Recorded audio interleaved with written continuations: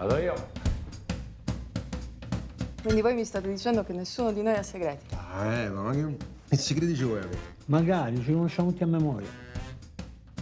Ok, allora facciamo un gioco. Mettiamo qua tutti i nostri cellulari. E poi? Per la durata della cena, messaggi, WhatsApp, telefonate, leggiamo e ascoltiamo insieme. Tanto noi non abbiamo segreti, no?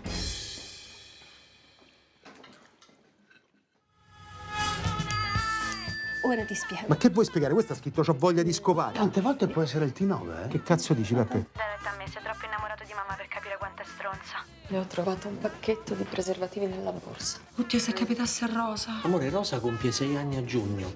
Io non lo so mica se sarei una brava mamma. Ma perché sei incinta? Non c'è ancora niente da brindare, Carlo. Beh, già il fatto che qualcuno scopa. Questi cose ci stanno rovinando l'esistenza, ci stanno portando via il privato. Io, se hai un amante, non lo voglio sapere. Parla, sono i tuoi migliori amici, magari anche loro vogliono sapere, no? Io non voglio che finiamo come Barbie e Ken. Tu tutta rifatta e io senza palle. Dammi quel telefono. Dammi quel cazzo di telefono! Gioca.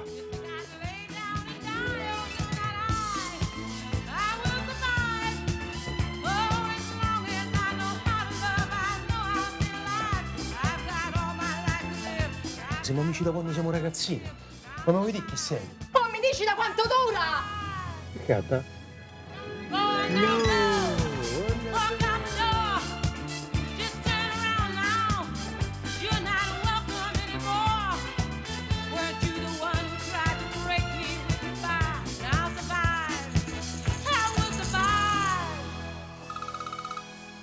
Steve Jobs. Ma ne era morto. Invece se era vivo chiamava mia moglie.